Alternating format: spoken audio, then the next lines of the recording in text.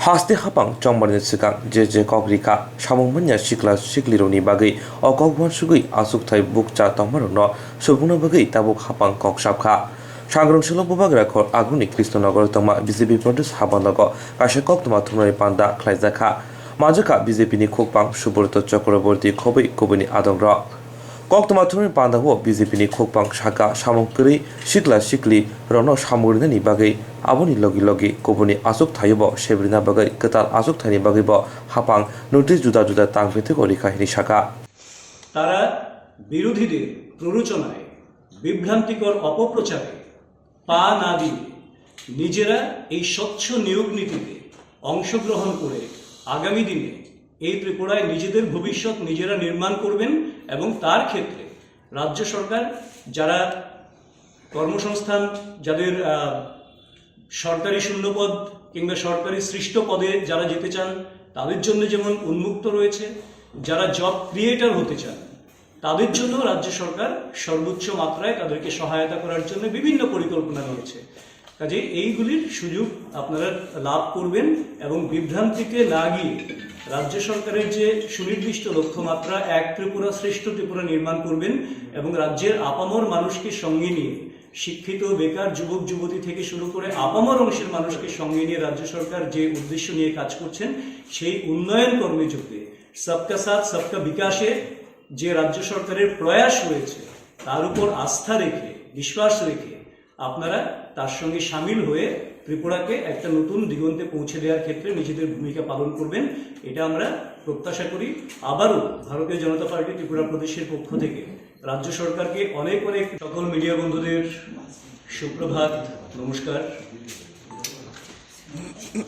আজকে সাম্প্রতিক কয়েকটি রাজ্য সরকারের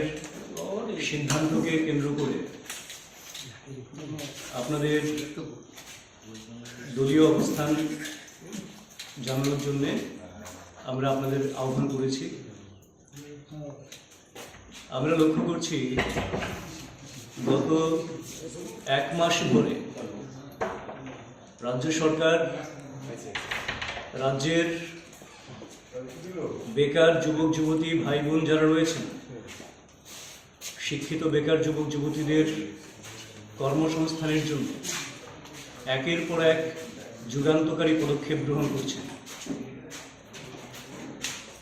এখানে যেমন করে সরকারি শূন্যপদ পূরণ করার ব্যবস্থা করছেন ঠিক তেমনি নতুন পদ সৃষ্টি করা এবং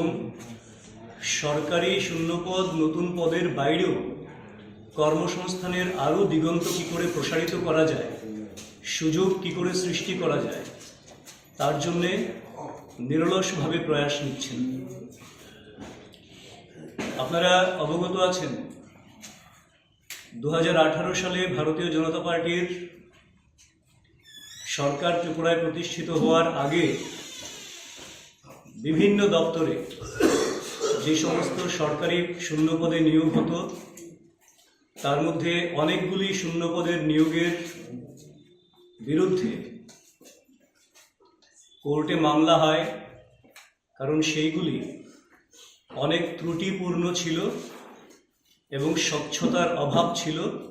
যেটা কোর্টের অবজারভেশন রয়েছে তো মাননীয় মুখ্যমন্ত্রী বিপ্লব কুমার দেবজির নেতৃত্বে 2018 সালে সরকার প্রতিষ্ঠিত হওয়ার পর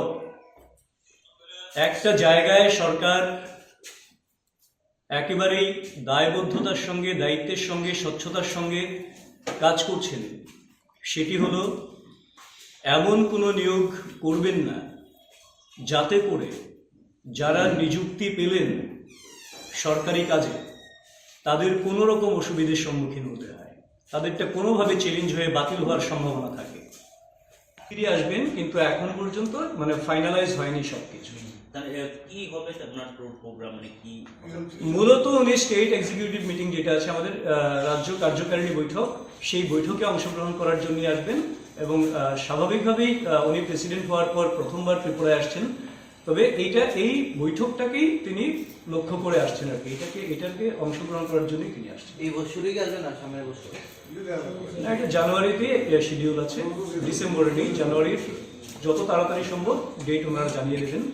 এটা স্থির রয়েছে। সুব্রতবাবু, আগরতলা নির্বাচনে বিরোধীদের যে সুর ছিল সেটা কলকাতা নির্বাচনে বিরোধীদের একই সুর, শাসক দলেরও ঠিক একই রকম সুর, ঠিক তাৎপর্য বা তফাৎটা কোথায়?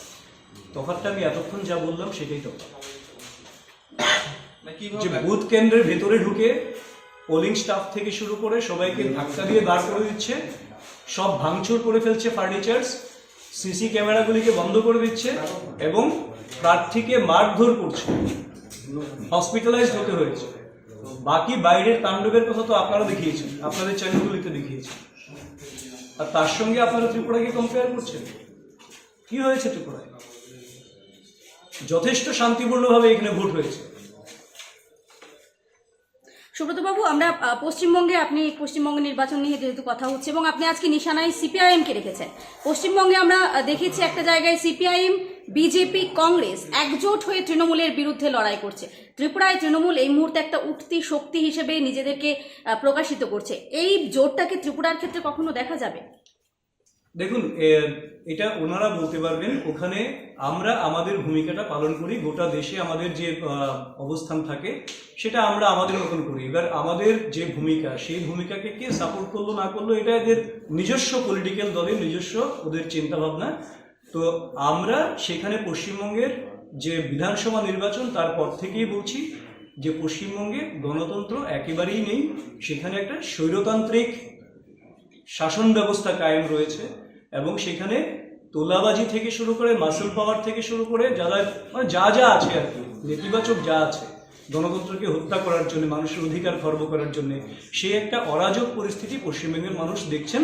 সেটার বিরুদ্ধে আমাদের প্রতিবাদ পশ্চিমবঙ্গেও হচ্ছে, গোটা দেশেই হচ্ছে এবং সেটা চলবে। বিরোধী বাকি দলগুলি কোথায় সহমত পোষণ করবেন, কোথায় করবেন না, সেটা তাদের নিজস্ব বিষয়।